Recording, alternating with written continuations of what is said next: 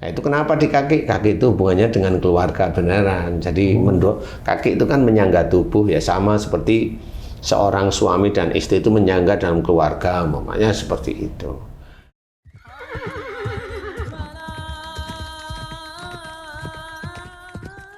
Bismillahirrahmanirrahim. Assalamualaikum warahmatullahi wabarakatuh. Waalaikumsalam warahmatullahi wabarakatuh. Amin ya rabbal alamin. Para pemirsa dan sahabat beriman dimanapun berada, kita jumpa lagi di Ustadz Danu Official Channel. Semoga kita selalu dalam lindungan Allah Subhanahu wa Ta'ala. Amin ya rabbal alamin. Di video kali ini kita akan ngaji lagi bersama guru kita semua, Pak Ustadz Danu. Assalamualaikum Pak Ustadz. Waalaikumsalam warahmatullahi wabarakatuh. Amin ya rabbal alamin. Dan saya ditemani oleh sahabat saya Bang Jainuddin di sini.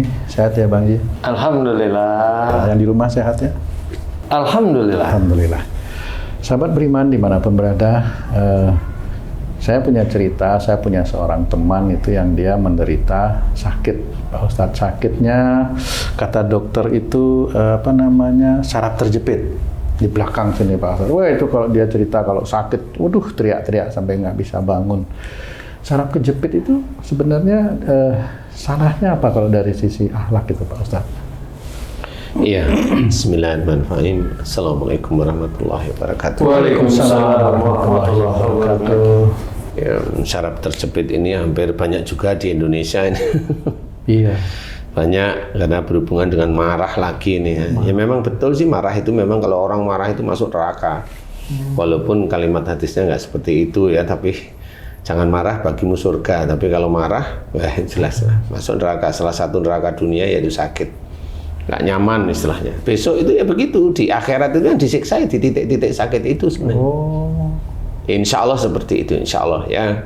Nah, saraf terjepit itu insya Allah paling gampang saya uraikan adalah sering menyimpan marah dengan pasangan atau dengan orang tua. Itu aja deh paling ringan. Pasangan dan orang tua. Sering menyimpan marah dengan pasangan atau dengan orang tua. Kenapa saya cerita dua? Karena ada dua hal. Kalau dengan orang tua biasanya sakitnya di antara umur 45-an, 45 naik dikit atau 45 turun. Ya, di umur 30, 35 saraf terjepit itu insya Allah dia urusannya dengan orang tua, jengkel yang dia simpan dengan orang tuanya. Nah, kalau yang dengan pasangan biasanya kenanya mulai di umur 50 ke atas atau 55 ke atas. Nah, ini biasanya dengan pasangan. Jadi umpamanya Haja Eli nih. Haja Eli. Jauh banget tak pikir kita. Istri saya maksudnya. Haja Eli itu prinsesnya Haji Jainuddin sebenarnya. Princess ya benar. Jadi kalau umpamanya Haja Eli itu boyoknya ini sakit, nah itu insya Allah dia umurnya berapa sih? Kira-kira 59. 59 ya. Nah, insya Allah dia sakitnya sering menyimpan jengkel dengan Haji J. Itu yang paling gampang. Gitu. Insya Allah hanya itu. Tapi kalau di umur 45 ke bawah atau 45 naik sedikit sampai 50, ada dua kemungkinan. Satu, menyimpan jengkel dengan orang tua. Yang kedua, menyimpan jengkel dengan pasangan. Tapi dengan pasangan itu setiap saat. Insya Allah hanya itu. Memang kenapa saya cerita seperti ini? Gampang kok sebenarnya. Jadi karena menyimpan marah dengan pasangan atau keluarga itu di daerah dekat-dekat tulang ekor sebenarnya. Oh gitu. Jadi dekat-dekat tulang ekor. Tulang ekor itu insya Allah salah satu tulang yang tidak bisa dihancurkan. Tidak bisa hancur dengan zaman itu nggak bisa. Jadi tulang ekor inilah sebenarnya nasab-nasab manusia itu urut. Jadi kalau ada sakit yang berhubungan dengan daerah tulang ekor, insya Allah itu berhubungan dengan keluarga. Insya Allah seperti itu. Kalau di punggung ya sama itu dengan keluarga, insya Allah. Jadi kalau memang ada seseorang Haja Eli sakit di pinggang belakang dekat tulang ekor, udah jelas ini dengan Haji J.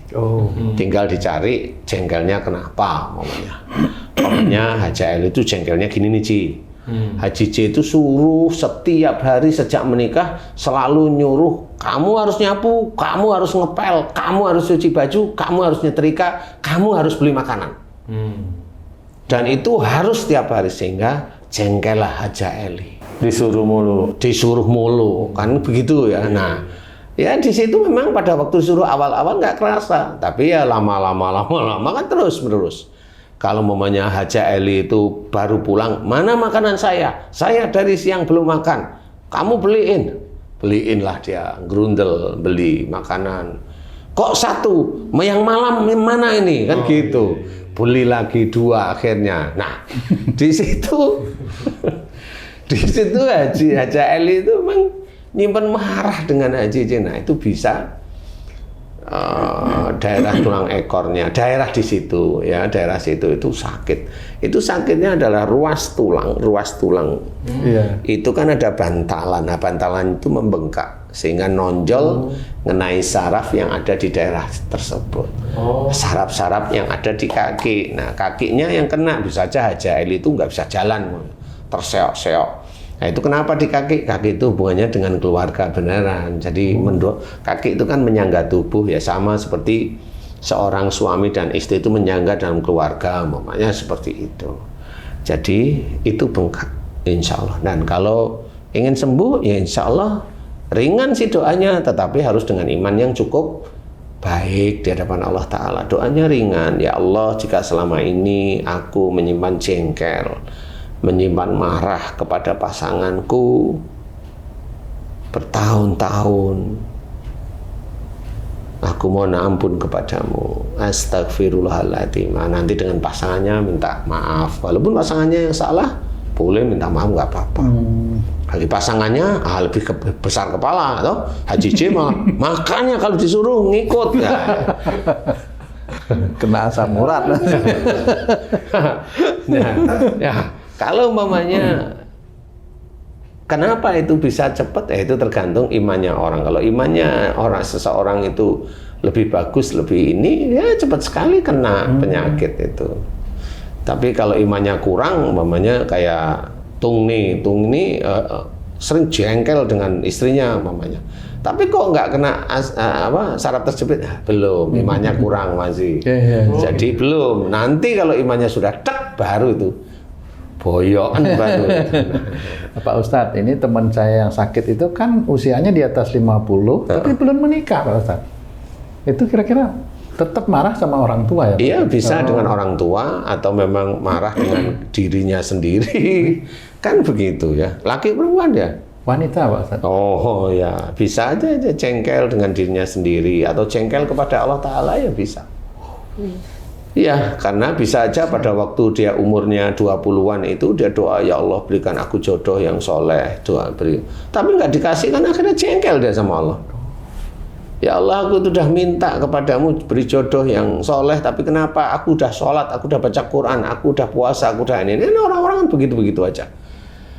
Jadi orang-orang yang ngomongnya seperti itu nganggap Allah itu pembantunya. Itu kan nggak boleh seperti itu. Umpamanya jengkel dengan Allah bisa, jengkel dengan dirinya bisa. Tapi kalau dia itu termasuk agresif, nah biasanya nyalah-nyalahin. Agresif atau diem gitu aja. Ustadz, teman saya juga agak pendiam, Ustadz, umur 50 tahunan juga udah berkeluarga. Dia bilang sakit saraf kejepit, sampai nggak bisa jalan, sampai hanya di tempat tidur, lama-lama kakinya mengecil, sampai ia meninggal. Malah mereka, keluarganya beranggapan ini karena diguna-guna atau disantet. Itu emang ada juga saraf kejepit karena disantet? Enggak, insya Allah nggak ada. Selama ini saya nanganin orang kena sihir itu enggak ada yang namanya kaki mengecil, itu enggak ada saraf kejepit, enggak ada kanker, enggak ada kemudian jadi buta, jadi ini enggak, selama ini enggak. Itu hanya perilakunya dia sendiri aja. Perilakunya dia. Nah, tapi kalau dia ke orang pinter atau ke kiai dalam tanda kutip itu, ya dia pasti kena santet kan gitu aja.